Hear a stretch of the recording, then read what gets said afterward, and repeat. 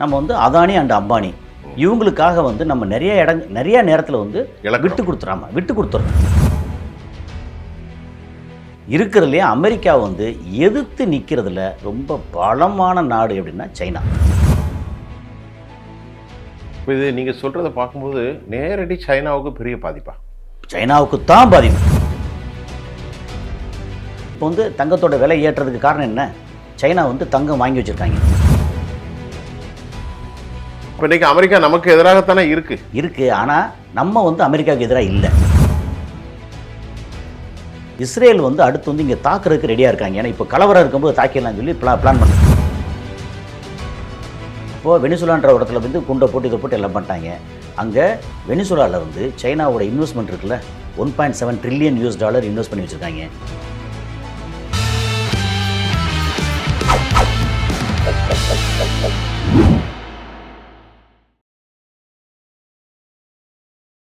உலகத் தமிழர்கள் அனைவரையும் வரவேற்கிறேன். இன்றைக்கு சர்வதேச அளவில் அமெரிக்காவினுடைய நடவடிக்கைகள் வெனிசுலாவை தாண்டியும் தெற்காசியா மண்டலம், மத்திய கிழக்கு, தென் அமெரிக்கா, யூரோப்பியம், ஆப்பிரிக்கா பல நாடுகளில் அவங்க கால் பதிச்சிருக்கிறாங்க. வெனிசுலாவினுடைய நிக்கோலஸ் மதுராவினுடைய கைதிற்கு பின்பு சீனாவை அமெரிக்கா குறிவைத்திருக்கிறது அப்படிங்கிறதெல்லாம் நம்ம பார்க்க போகிறோம். ஏன்னா அமெரிக்கா வந்து என்ன சொல்கிறாங்கன்னா, இந்த பிராந்தியம் முழுவதுமே எமக்கானது, அந்நிய தேசத்திலிருந்து யாரும் வரக்கூடாது என்பதுதான். அது சீனாவைத்தான் குறிவைக்கிறதா? சர்வதேச ஆய்வாளர் திரு கசாலி அவர்களோடு நிறைய பேச போகிறோம். எமது நிகழ்ச்சிக்கு வந்திருக்கிற தோழர் கசாலி அவர்களை நான் வரவேற்கிறேன். சார் வாங்க. வணக்கம் சார். இந்த வெனிசுலா விஷயத்தெல்லாம் உங்களுக்கு தெரியும், அது நான் விளக்க வேண்டியதில்லை. சீனாவுக்கு அமெரிக்காவுக்கு ஒரு நேரடியான தாக்குதலா, அதில் சீனாவை இல்லை வேறு மாதிரி உள்ள பிரச்சனைகளா, எந்த மாதிரி இடையூறுகள் இருக்கிறது உங்களுடைய பார்வையில்? இப்போ வந்து நம்ம சிம்பிளாக ஒரு தலைப்பே என்னென்னா அமெரிக்கா வெர்சஸ் சைனா. இதுதான் தலைப்பே. என்னென்னா எதிரிகள் வந்து ஒரு 7-8 பேர் இருந்தாங்கன்னா அவங்கள ஒவ்வொருத்தரையும் வந்து அடித்து வீழ்த்தியாச்சு. ரஷ்யாவை உக்ரைன் மூலமாக நேட்டோ சப்போர்ட்டோட ரஷ்யா வந்து பலம் இழக்க வச்சாச்சு.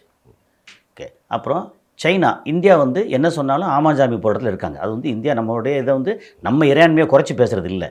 ஆனால் நம்ம வந்து என்ன காரணத்துக்காகவோ இப்போ வெளிப்படையாக சொல்கிறதா இருந்தால் நம்ம வந்து அதானி அண்ட் அம்பானி இவங்களுக்காக வந்து நம்ம நிறைய நேரத்தில் வந்து விட்டு கொடுத்துறோம். இவங்க இன்வெஸ்ட்மெண்ட் அமெரிக்காவில் இருக்குது, இஸ்ரேலில் இருக்குது. ஹைஃபா போர்ட் வந்து அதானியுடைய போர்ட். ஸோ இப்படி இவங்க இன்வெஸ்ட்மெண்ட் எக்கச்சக்கமாக வெளியில் போயிட்டு ஏதாவது ஒன்று இவங்க பாதிக்கப்படுவாங்களே அப்படிங்கிறதுக்காக வந்து நம்ம வந்து நிறைய விட்டு கொடுத்துட்டோம். நம்மகிட்ட இல்லாத பலமாக, நம்மகிட்ட இல்லாத ஆயுதமாக, நம்மகிட்ட இல்லாத மனித பலமாக. நீங்கள் சொல்கிறது நேஷனல் இன்ட்ரெஸ்ட்டை விட தனி மனிதனுடைய சுய 11 வருஷமா அப்படித்தான் இருக்குது. அப்படித்தான் நினைக்கிறேன். அப்படிதான் நீங்கள் சொன்னது பார்த்தா இருக்குது. அதனால் இந்தியா வந்து இந்த இடத்துல வந்து ஒரு மாதிரி மிச்சர் சாப்பிட்டுட்டு இருக்கு. சரி, ஓகே. அப்போது இருக்கிறதுலே அமெரிக்கா வந்து எதிர்த்து நிற்கிறதுல ரொம்ப பலமான நாடு அப்படின்னா சைனா. சைனாவோட வருஷத்தில் வந்து கிட்டத்தட்ட 550-600 பில்லியன் சைனாவிலேருந்து எலக்ட்ரானிக் ஐட்டத்திலேருந்து ஏகப்பட்டது மேனுஃபேக்சர் பண்ணி அமெரிக்காவுக்கு போகுது. சைனாவிலேருந்து. ஆமாம். அப்புறம் ரிவர்ஸாக வந்து அமெரிக்காவிலேருந்து சைனாவுக்கு எவ்வளோ வருது, என்ன வருது அப்படின்னா சர்வீஸ் ஐட்டங்கள், சில சாஃப்ட்வேர் இந்த மாதிரி சில ஐட்டங்கள் இருக்கு இல்லையா, அது கிட்டத்தட்ட $150 பில்லியன். ஆனால் ட்ரேட் டெஃபிசிட் ரெண்டு பக்கம் இருக்குது. ஆமாம். இது வந்து 550 பில்லியன், இது 150 பில்லியன். 400 பில்லியன் வந்து சைனா வந்து எக்ஸ்போர்ட் அங்கே பண்ணிகிட்டு இருக்கு. அப்போ அமெரிக்கா வாங்குறான்னா அமெரிக்கா வந்து முழுக்க அவங்க யூஸ் பண்ணுறாங்களா? அப்படி இல்லை, அமெரிக்கா வாங்கி மற்றவங்களுக்கு டிஸ்ட்ரிபியூட் பண்ணுவாங்க. சைனாலேருந்து கனிமங்களும் நிறைய போதில்ல. ஆமாம், ப்ரிசியஸ் கனிமங்கள். ஆமாம், ப்ரிசியஸ் அந்த ரேர் எர்த் மினரல்ஸ் இருக்கு.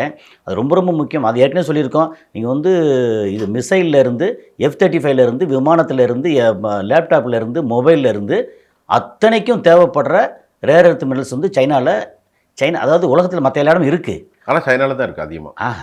சைனாவை விட ஆப்பிரிக்காவில் இருக்குது. ஆனால் அது ப்ராசஸிங் இருக்குல்ல, அந்த ப்ராசஸ் யூனிட் வந்து உலகத்திலே சைனாவில் தான் நம்பர் ஒன். உலகத்திலேயே மிக வேகமாக எடுத்து அதை சரி பண்ணி. அதுக்கு ரொம்ப உதாரணத்துக்கு சொல்ல போனால் கிட்டத்தட்ட ஒரு டன் மண்ணோட இருக்கும் இல்லையா, அதை வந்து எல்லாம் சளிச்சு எடுத்து கடைசியில் நமக்கு கிடைக்கக்கூடிய ரேர் எர்த் மினரல்ஸ் வந்து ஒரு 2 கிராம், 5 கிராம், 10 கிராம். அவ்வளோதான். அதை வந்து கொண்டு வந்து சேர்த்து எல்லாம் பண்ணுறதுக்கான மெஷினரிஸ் எக்யூப்மெண்ட் இடத்துல எல்லாம் செட் பண்ணுறதுக்கு 100 கிராம் சேமிக்கிறதுனாலே அவ்வளோ கஷ்டம். அவ்வளோ கஷ்டம். அதை வந்து சைனா வந்து ரொம்ப பிளான் பண்ணி பெருசாக பண்ணிட்டாங்க. அப்போ அவன் தான் சப்ளையர் உலகத்தில் வந்து, if I'm not wrong, 80% supplier அவன் மெயினாக. அப்போது அந்த மாதிரி சைனா வந்து எல்லாரும் மேனுஃபேக்சரிங்கில் பயங்கரமாக இருக்காங்க.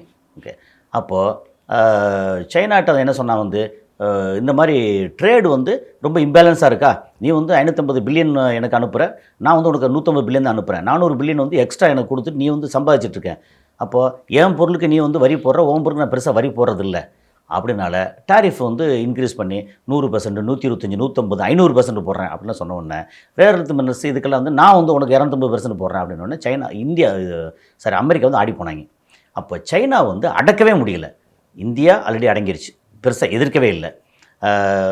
ஈரான்கிட்டேருந்து வாங்கக்கூடாது, ஆயில் வாங்கக்கூடாதுன்னா ஓகே வாங்கலை, இதுலேருந்து குறைச்சிக்க 42% வாங்கிட்டு இருக்க, குறைச்சிக்கன்னா ஓகே படிப்படியாக குறைச்சிக்கிறேன் அப்படின்னு சொல்லி இந்தியா வந்து ஒத்துக்கிட்டாங்க. ஆனால் இன்னும் வாங்கிட்டு இருக்காங்க.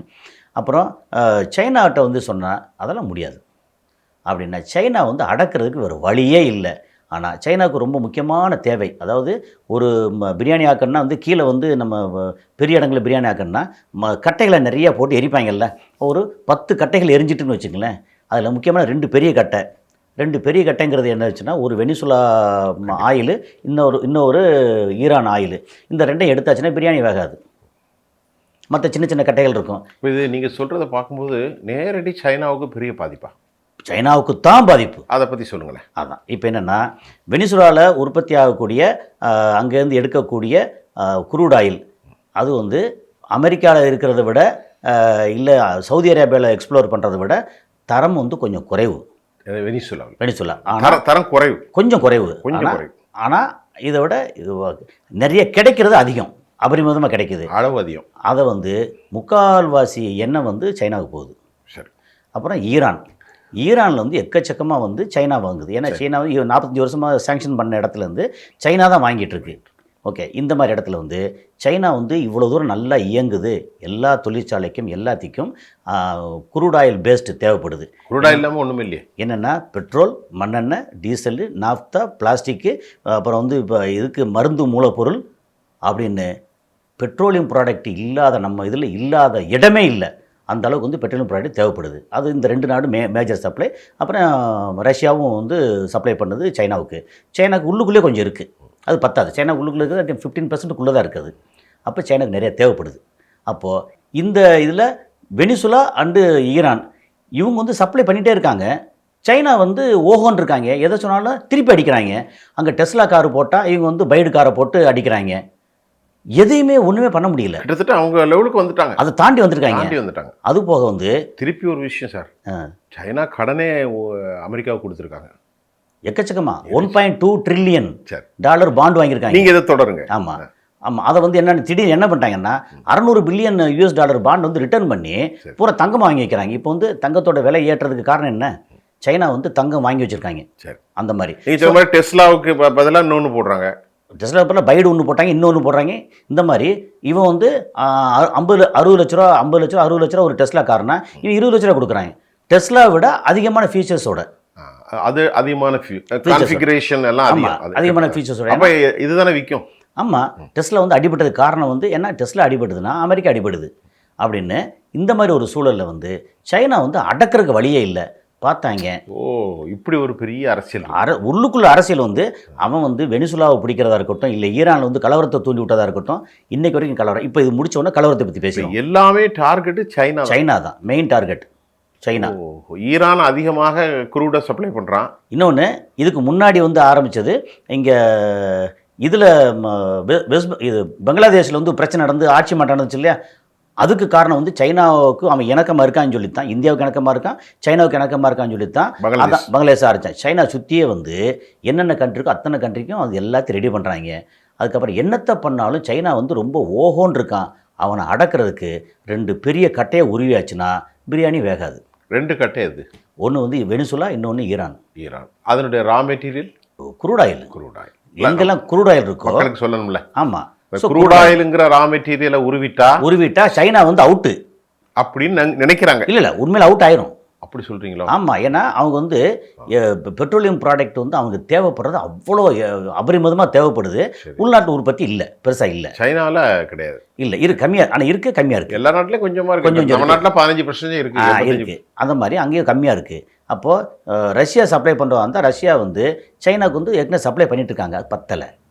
அப்புறம் சவுதி அரேபியா வாங்குறதா இருந்தால் நீங்கள் மொத்த ஜிசிசி கண்ட்ரி எல்லாமே வந்து அமெரிக்காவோட கண்ட்ரோலில் இருக்குது. சைனாவுக்கு கொடுக்க மாட்டாங்க, நிறுத்திட்டாங்க. அப்புறம் ஓப்பக் ப்ளஸ்ன்னு சொல்கிறாங்க இல்லை, இதில் வந்து எல்லாமே இப்போ அமெரிக்கா கண்ட்ரோலில் என்ன இல்லாத கண்ட்ரி என்ன தச்சுன்னா வெனிசுலா, ஈரான் ரெண்டும் வந்து அமெரிக்கா கண்ட்ரோல் இல்லாத கண்ட்ரிகள். அது வந்து சைனா வந்து ரொம்ப என்ஜாய் பண்ணிட்டு இருந்தாங்க. இப்போது வெனிசுலான்ற இடத்துல வந்து குண்டை போட்டு இதை போட்டு எல்லாம் பண்ணிட்டாங்க. அங்கே வெனிசுலாவில் வந்து சைனாவோட இன்வெஸ்ட்மெண்ட் இருக்குல்ல, $1.7 ட்ரில்லியன் இன்வெஸ்ட் பண்ணி வச்சுருக்காங்க. 1.7 ட்ரில்லியன் கிட்டத்தட்ட சொன்னால் ஒரு என்ன சொல்லுது, 170 லட்சம். 170 ஒரு லட்சம் ட்ரில்லியன் என்பது 100 லட்சம் கோடி. ஆமாம். ஸோ அவ்வளோ வந்து இன்வெஸ்ட் பண்ணியிருக்காங்க. பெரிய இன்வெஸ்ட்மெண்ட். அராம்கோ கம்பெனியுடைய இன்வெஸ்ட்மெண்ட்டுக்கு பொருத்தமாக இருக்குது கிட்டத்தட்ட. அவங்களும் அதே மாதிரி தான் 160 170. அப்போ அந்த அளவுக்கு வந்து இன்வெஸ்ட் பண்ணி வச்சுருக்காங்க. அப்போ சைனா வந்து என்ன சொல்கிறாங்க, நேற்று வந்து 3rd வார்னிங் விட்டுருக்காங்க.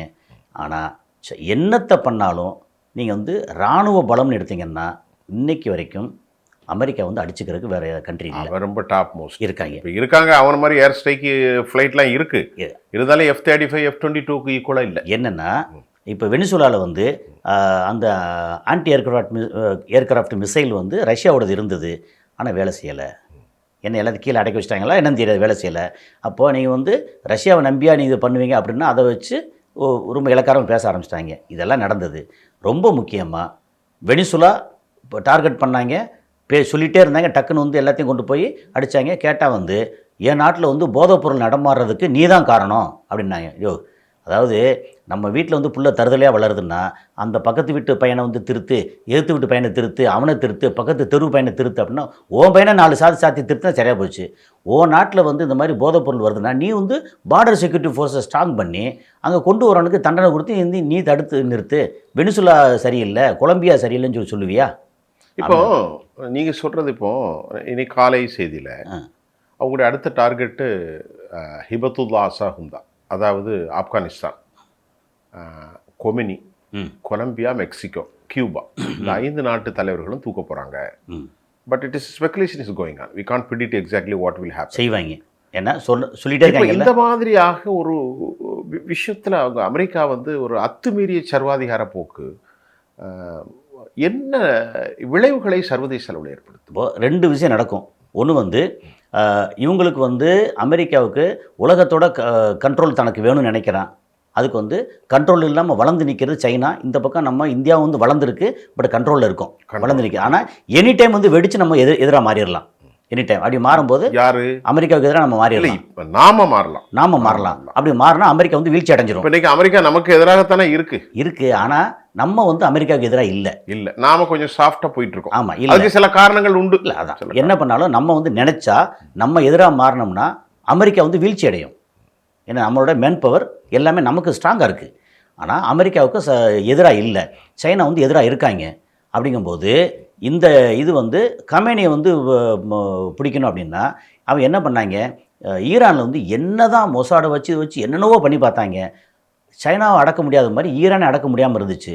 பார்த்தாங்க. ரொம்ப முக்கியமாக வந்து உணவுப் பொருள் விலையெல்லாம் ஏற்ற வச்சு ஏகப்பட்டது உள்ளுக்குள்ளே பிரச்சனை கொண்டு வந்து இதுவரைக்கும் கலவரக்காரர்கள் கையில் வந்து பெரிய அளவுக்கு ஆயுதங்கள் இல்லை இதுவரைக்கும். இப்போ போயிருக்கவன் பிடிச்சிருக்காங்களே.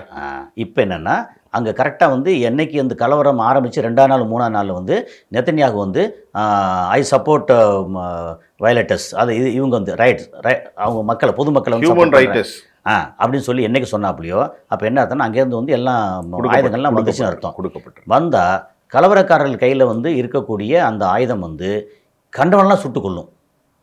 இவங்கள மக்களை சுட்டு கொண்டுட்டு இவங்க தான் நம்ம அரசோடைய தான் சுட்டாங்கன்னு சொல்லி எல்லாம் பண்ணுவாங்க. எல்லாம் பண்ணி இந்த கலவரம் எத்தனை இடத்துல நடக்குதுன்னா 200 இடங்களுக்கு மேலே நடந்துக்கிட்டு இருக்கு. எங்கே? ஈரானில். ஈரான் ஃபுல்லாக. என்னன்னா அவன் வந்து உற்பத்தியை நிறுத்தணும், சைனாவுக்கு கொடுக்காதேன்னு சொன்னால் கேட்க மாட்டாங்க. சைனா வந்து நீ அங்கே வாங்காதேன்னு சொன்னால் கேட்க மாட்டாங்க. அப்போது இங்கே வந்து ரெஜிம் சேஞ்ச் பண்ணியாச்சுன்னா, இப்போ இதுக்கு முன்னாடி இடைச்சலில் ஒன்று சொல்லிடுவோம். அங்கே வந்து நிக்கோலஸ் மதுரா வந்து அங்கே தூக்குனதுக்கப்புறம் 50 மில்லியன் பேரலை வந்து நாங்கள் எடுத்து எங்களுக்கு மட்டும்தான் அங்கே சப்ளை பண்ணணும் வெனிசுலா. அதை நாங்கள் விற்று நீங்க சொல்றது ஒரு சின்ன குறுக்கீடு. ம் அவன் நாட்டிலேருந்து அவன் பிரைம் மினிஸ்டரை, அதாவது பிரசிடெண்ட்டை தூக்கி அவன் நாட்டில் ஜெயிலில் வச்சுட்டு ஆ. அவன் நாட்டிலேருந்து 50 மில்லியன் மில்லியன் பேரல் 5 கோடி பேரலை எனக்கு கொடுத்துருன்னு கேட்குறான். நான் எடுத்துக்கிறேன், கொடுத்துறல, நான் எடுத்துக்கிட்டேன், நான் எடுத்துக்கிருவேன், அதை நான் வித்துருவேன், வித்துருவேன். வித்து சரி. அந்த மக்களுக்கு நான் செலவு பண்ண போறேன். எந்த மக்களுக்கு? அந்த வெனிசுலா மக்களுக்கு. இவனுக்கு என்ன வேலை? அது அப்படித்தான். அதாவது ஆட்டு கடையில் வந்து ஓனாய் வந்து இப்போ பஞ்சாயத்து பண்ணுற மாதிரி தான். அது சரி. இந்த மாதிரி அப்படி சொல்கிறான்னா அதே மாதிரி இங்கே வந்து ரெஜிம் சேஞ்ச்.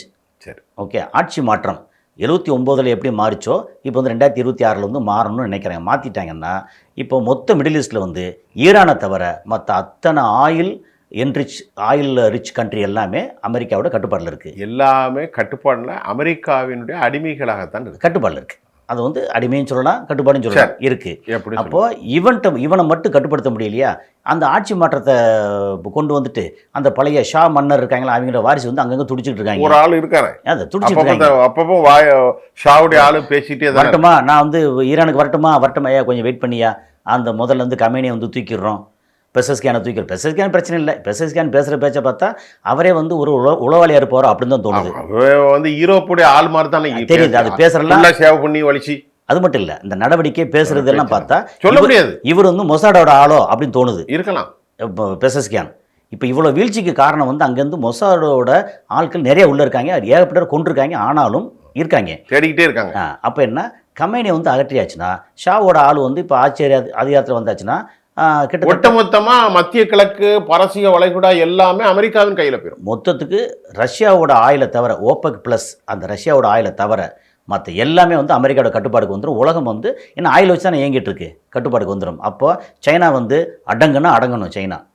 ஆனால் ஒரு விஷயம் என்னென்னா, அமெரிக்காவில் என்ன ஆயுதம் இருக்கோ அந்த ஆயுதத்தை தாண்டிய ஆயுதங்கள் சைனாவில் வந்து குவாலிட்டியான ஆயுதங்கள் இருக்குது. ஏன்னா சைனா வந்து டாய்ஸ் மாதிரி பண்ணியிருப்பாங்க. சார், சைனாவுடைய அந்த டெக்னாலஜிஸ் நீங்கள் சொன்னீங்களே, அது ஒரு குறுக்கீடு சார். உங்களுக்கு தெரியும், CJ-10 இந்த மாதிரியான நிறைய ஃப்ளைட்ஸ், ஏர் ஸ்ட்ரைக்லாம் வச்சுருக்காங்க. ஆமாம், எல்லாமே இருக்குது அவங்கள்ட்ட, எல்லாம் இருக்குது. எந்த அளவுக்கு வல்லமையாக வந்திருக்கு? வல்லமைன்னா சில இடத்துல வந்து அமெரிக்காவை தாண்டிய வல்லமை எந்த இடத்துல தெரியுமா? நீங்கள் வந்து ஸ்பேஸில் வந்து கிட்டத்தட்ட ஒரு என்ன சொல்கிறாங்கன்னா ஒரு 40,000-50,000 இது வந்து வேஸ்ட்டு சுற்றிக்கிட்டு இருக்கு. அமெரிக்காவுடைய கோள்கள் மொத்தம் இந்தியா உலகம் முழு கோள்கள் அது வந்து சுற்றிக்கிட்டு இருக்கு. ஒரு 20 வருஷத்துக்கு அப்புறம் வந்து அது வந்து கன்ஃபிஸ்கேட்டட் ஆயிரும், அழிஞ்சிரும்னா கீழே இறங்காது, அப்படியே போயிடும். அப்படி சுற்றிட்டே இருக்கும். அப்போது அதை வந்து சுற்றிட்டே இருந்தால் நம்ம புதுசாக ஒன்று வந்து லான்ச் பண்ண போகிறோம்னா அந்த இடத்த குறுக்கீடு வந்துருமே அப்படிங்கிறதுக்காக ஒரு வாட்டி சைனா என்ன பண்ணாங்கன்னா இங்கேருந்து ராக்கெட் அனுப்பிச்சு அதை பஸ் பண்ணாங்க. பஸ் பண்ணிட்டான். ஆமாம், அப்போ வந்து அமெரிக்கா வந்து துடிச்சிட்டாங்க. என்னென்னா இப்போ அமெரிக்காவோட சேட்டலைட் வந்து இந்த பக்கம் உளவு பார்க்க வருது வச்சுங்களேன், இவன் வந்து எங்களுதான் நான் பேஸ் பண்ண போகிறேன்னு சொல்லிட்டு அமெரிக்காவோட பேஸ் பண்ணி விட்டான்னா செய்வாங்க. அந்த அளவில் வந்து சைனா வந்து பயங்கர ஸ்ட்ராங்காக ஸ்பேஸில் இருக்காங்க. ஸ்பேஸில் பயங்கர ஸ்ட்ராங்காக இருக்காங்க. அணுகுண்டு எக்கச்சக்கமாக இருக்கு. இல்லை அவன்கிட்ட வந்து ஆமாம் 2000 பக்கத்தில் இருக்குது. ஆமாம், இந்தியாவோட தான் வந்து 180 அப்படி கணக்கு பண்ணீங்கன்னா பாகிஸ்தான் 170. நம்ம உலகம் அழிகிறதுக்கு 50 போதும். ஆமாம், ஸோ இந்த மாதிரி வச்சுருக்காங்கல்ல, சைனாட்ட எல்லாமே இருக்குது. இப்போ நீங்கள் சொன்னது நான் ஒரு தப்பு கணக்கு, 600 இருக்குது, இப்போ 2000 ஆக்குறதுக்கு 600, அதான் சொன்னேன், 600 தப்பாக சொல்லிட்டேன். ஓகே சரி. என்னென்னா இந்த மாதிரி சைனா வந்து எந்த விதத்துலையும் சலைச்சவன் இல்லை. ஆனால் ஆயில் இருக்குல்ல, அமெரிக்காவில் ஆயில் வந்து ப்ரொடக்ஷன் நிறையா இருக்குது, ரஷ்யாவில் நிறையா இருக்குது, சவுதியில் இருக்குது, ஈரானில் இருக்குது, வெனிசுலாவில் இருக்குது, சைனாவில் இல்லை. அப்போது ஆயில் வந்து அடுத்த நாட்டோட எதிர்பார்த்து உட்காந்துருக்கானா, இவங்க வந்து தர தயாராக இருந்தாலும் இவன் அமெரிக்கா பிடிச்சி வச்சுட்டான்னா சைனா வந்து அடங்கிறதுக்கு வாய்ப்பு இருக்குது. அடங்கிட்டான்னா சைனா மேலே ஏறி மேய்ஞ்சிருவாங்க. ஒரே ஒரு கேள்வி, தைவான் பிரச்சனை பற்றி. தைவான் பிரச்சனை வந்து அமெரிக்கா எடுத்துக்கிட்டே இருக்காங்க. திடீர்னு பார்த்து தைவான் வந்து அவ்வளோ ஈஸியாக வந்து ஆட்டம்லாம் போட முடியாது. அமெரிக்காவோட கைக்கூலியாக இருக்கான் இன்னொரு இஸ்ரேல் மாதிரி தைவான். அது இவன் வந்து சைனா வந்து அடக்கிட்டே இருக்காங்க. அதனால் தைவான் வந்து ரொம்ப பெருசாலாம் வர முடியாது. என்னதான் பண்ணாலும் அந்த பிரசிடென்ட் வந்து என்ன பண்ண அது வந்து பெரிய அளவுக்கு பேசு பொருளே இல்லை. அப்பப்போ வந்து இவன் வந்து அங்கே கப்பலை விடுவான், எல்லாத்தையும் விட்டு அங்கே மிரட்டிகிட்டே இருக்காங்க. சைனா வந்து அடக்கிறதுக்கு ட்ரை பண்ணுறதுல மேஜர் ஸ்டெப் எடுத்துருக்கிறது வந்து வெனிசுலா அண்டு ஈரான். நீங்கள் சொன்ன மாதிரி எரியறதை பிடுங்கினா பழமொழி சொல்லுவாங்கண்ணே, அதனால கொதிக்கிறது கொதிக்கிற அடங்கிரும். இப்போ சட்டியில கொதிச்சுக்கிட்டே இருக்கா, ஆ அந்த கொதிப்புக்கு கீழே அந்த இருக்கக்கூடிய ஆயில் உதாரணம் தான் 2 பெரிய கொல்லிக்கட்டை வந்து ஈரான் ஒண்ணு, ஈரானும் வெனிசுலா அடிச்சாச்சு, உருவியாச்சு. அங்கேருந்து 80% ஆயில் வந்து சைனாவுக்கு போயிட்டு இருந்தது ஃபுல்லாவே 80 கிட்டத்தட்ட ஆமா, இந்தியா வாங்கிட்டு இருந்துச்சு. அப்போ இது மொத்தத்துக்கு என்ன ஆகும்னா இந்தியாவுக்கும் பாதிப்பு, வெளியே சொல்ல முடியாம தவிச்சிட்டு இருக்காங்க. ஈரான் வந்து இப்போ உள்ள பயங்கர இந்தியா போராட்டம், அப்படியே ஒரு மாதிரி ஹனிகோட் மாதிரி அப்படி வேறு வழி இல்லை வந்து. அப்புறம் இங்கே வந்து ஈரானில் வந்து அவர் வந்து அந்த கமேனி குடும்பத்தோட ரஷ்யாவுக்கு போயிடுவார் அப்படின்னு ஒரு ஆர்வம் சொன்னாங்க, போக மாட்டார். அப்புறம் நார்த் ஈஸ்ட்டில் வந்து ஒரு முக்கியமான இடத்துல வந்து இருக்கிறாரு அங்கே. ஏன்னா ஒரு தலைவன் வந்து ஒரு நாட்டை விட்டு வெளியே போயாச்சுன்னா அந்த நாடு நாசமாக போயிடும். அவ்வளோதான். ஆமாம், ஆனால் வெளியே போக மாட்டார் அப்படின்ட்டுருக்கு. போராட்டக்காரர்கள் இன்னைக்கு காலையில் ஆனால் டைம்ஸ் வெளியிட்டிருக்காங்க, கொமெனி வந்து plan B he will migrate displaced from Iran to Moscow அப்படிங்கிறார். அது இல்லைன்றாங்க. இப்போ அது என்ன முதல்ல சொல்லியிருந்தாங்கல்ல, அது என்னென்னா மக்கள் மத்தியில் பரப்புறது. ஆமாம், ஒரு நெரேட்டிவ் செட் பண்ணுறது. ஏன்னா அங்கேருந்து கிளம்பி போயிடுவாருன்னு அங்கே இருக்கிற மக்கள் நினைச்சுவாங்க, ஐயோ இவர் போயிட்டு அப்போ நம்ம என்ன ஆகும் அப்படின்னு ஒரு அவநம்பிக்கை வந்துடும், சோர்வாயிரும். அப்போ அது இல்லை அப்படின்னு கொண்டு வந்துட்டாங்க. சரி, இப்போ வந்து இன்றைக்கி வந்து முக்கியமாக வந்து இன்றைக்கி 11ஆவது நாள் இப்போ போராட்டம். 2000 பேருக்கு மேலே வந்து இப்போ பிடிச்சிருக்காங்க. ஒரு ஈரானில் 40-50 பேருக்கு மேலே வந்து கொண்டுட்டாங்க. அதுக்கப்புறம் இப்போ வந்து கலவரத்தோட இடம் வந்து பெருசாகிருக்க ஒழிய கலவரத்தோட வீரியம் வந்து குறைஞ்சிருக்கு. இப்போ இன்னைக்கு காலையில் பேசும்போது கேட்கும்போது இடம் இப்போ ஜாஸ்தியாக இருக்குது, எக்ஸ்பேண்ட் ஆயிருக்கு. 26-27 ப்ராவின்ஸ்ல இருந்து ஜாஸ்தியாக இருக்குது. 32-33 ப்ராவின்ஸ் ஆயிருக்கு. பக்கத்தில் உள்ள ப்ராவின்ஸுக்கெல்லாம் அப்படி இருக்கு பரவுது. ஆனால் இல்லை, பரவத்தஞ்சியும் பரவுது. ஆனால் அதோட வீரியம் வந்து குறைஞ்சிருக்கு. இன்னும் ஒரு வாரத்தில் வந்து எல்லாமே ஒரு மாதிரி அடக்கப்படும். அதுக்கிடையில் இஸ்ரேல் வந்து ஏதாவது ஆயுதங்கள் கொடுத்து விட்டாங்கன்னா இன்னும் வந்து கொஞ்சம் பெருசாக வரும். அப்படி வந்துச்சுன்னா இஸ்ரேல் வந்து அடுத்து வந்து இங்கே தாக்குறதுக்கு ரெடியாக இருக்காங்க. ஏன்னா இப்போ கலவரம் இருக்கும்போது தாக்கிடலாம்னு சொல்லி பிளான் பண்ணுறாங்க. அதை நம்ம அடுத்த நியூஸில் பேசுவோம். ஆமாம், அது கொஞ்சம் ப்ரீஃபாக பேசுவோம், டீட்டெயிலாக. ஆமாம், நாளைக்கு அதை பேச போகிறோம். அந்த தாக்குதல் ஈரானுக்கும் இஸ்ரேலும் அமெரிக்காவை தாக்க போகிறது. பெஞ்சமின் நேதன்யாகு லாஸ்ட் மண்டே அமெரிக்காவோட பேசிட்டு இதை சொல்லிட்டார். ஆமாம், தாக்க போகிறோம்னு சொல்லிட்டு அது டைம் பார்த்துட்டு இருக்காங்க. ஆனால் இப்போது ஈரானை அடக்குவது அவ்வளோ ஈஸி இல்லைங்கிறீங்க. ஈரானை வந்து அந்த தலைமை வந்து 86 வயசு. இந்த நேரத்தில் அவர் ஒருவேளை அவருக்கு என்ன மாதிரி நடந்துருச்சு அப்படின்னா ஈரானில் ஆட்சி மாற்றம் நடந்துடும். அவர் போயிட்டாருன்னா ஆனால் இன்னும் ஸ்ட்ராங்காக இருக்கிறாரு, முடியாது நிற்கிறாரு. அவர் இன்னும் ஒரு வாரத்தில் வந்து கலவரமெல்லாம் குறைஞ்சிரும் தோணுது. அப்படி குறைஞ்சிருச்சுன்னா அமெரிக்கா இஸ்ரேல் வந்து அமைங்கிரும். அப்போது சைனா வந்து ஓங்கிரும். அப்புறம் என்ன, அதை கொஞ்சம் திருப்பி சொல்லுங்க. அதாவது இந்த கலவரம் வந்து ஈரானில் கலவரம் அடங்கிருச்சுன்னா, மட்டுப்படுத்தப்பட்டால் அமெரிக்கா இஸ்ரேல் வந்து தோல்வி அடைஞ்சிரும். ஓகே, அப்போ தோல்வி அடைஞ்சா என்ன ஆகும்னா இவங்களுக்கு வந்து ஆயுதத்தை கொடுத்தாங்கன்னா அவங்க வந்து திருப்பி வந்து இஸ்ரேல் மேலே வந்து தாக்குதல் கொண்டு வந்துடுவாங்க. ஈரான் ரெடியாக வச்சுருக்காங்க நிறையா. இஸ்ரேல் தாக்குதல் பண்ணால் ஒரே ஒரு கேள்வி மட்டும் கேட்டுறேன், நேரத்தை கருதி. இப்போ போன தடவை 12 நாளை விட இப்போ வல்லமையான ஆயுதங்கள் இருக்குங்கிறாங்களே. ஈரான்கிட்ட நிறையா இருக்குது, இஸ்ரேல்கிட்ட நிறையா இருக்குது. இஸ்ரேலும் சலைச்சது இல்லை. ஆனால் பெரும் போர்னா இஸ்ரேல் அழிஞ்சிரும். அப்படி சொல்கிறீங்க? ஆமாம், இஸ்ரேல் சின்ன இடம், இஸ்ரேல் அழிஞ்சிரும். நிறைய விஷயம் சொல்லிட்டீங்க. நடந்துக்கிட்டே இருக்குது, நிறைய இருக்குது. நம்ம நேரம் கருதி தான் அதை சலிக்கக்கூடாதுன்னு ஒரு கண்டெயின் பண்ணிட்டோம். ஆமாம். இப்போ இன்றைக்கி நீங்கள் சொன்னது அமெரிக்காவினுடைய யதாச்சார போக்கு. அமெரிக்கா எரிவதை பிடுங்கினால் கொதிப்பதை நிறுத்துரும். சைனாவோட கொதிப்பு சைனாவோட அடக்கிறதுக்கு இவங்க வெனிசுலா ஒன்று ஈரான் பரவி வந்தாலும் கட்டுக்குள் இருக்கிறது. இந்தியாவினுடைய அமைதிக்கான காரணம் என்ன? உலக பொருளாதாரத்தை தரம் பிடிக்கக்கூடிய அமெரிக்கா உலகத்திற்கிற எல்லா ஆயில் ஃபீல்டையும் கண்ட்ரோலில் வச்சுருக்காங்க. நிறைய பேசியிருக்கோம், இந்த மாதிரி நிறைய ஆதாரங்களோட பேச்சு சார். நான் உங்களை ரொம்ப எதிர்பார்க்குறேன். அடுத்த விஷயத்தில் நம்ம நிறைய பேச போகிறோம். டீட்டெயில் அடுத்தடுத்து வரும். அடுத்து போகிற விஷயம் நிறைய பேச போகிறோம். We are expecting more. எங்கள் அமர்வுக்கு வந்தது ரொம்ப சந்தோஷம் சார். ரொம்ப நிறைய விஷயங்கள் பேசுகிறதுக்கு வாய்ப்பு கிடைச்சிக்கிறதுனால எனக்கு ரொம்ப சந்தோஷம். நன்றி.